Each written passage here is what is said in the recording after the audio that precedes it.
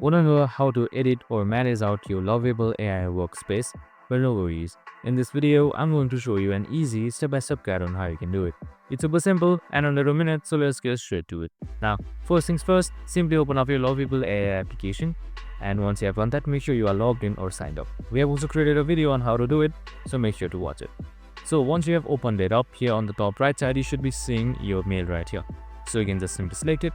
Now once you have selected your mail, here you should be seeing your current profile or your workspace. So right above that, you should be seeing settings.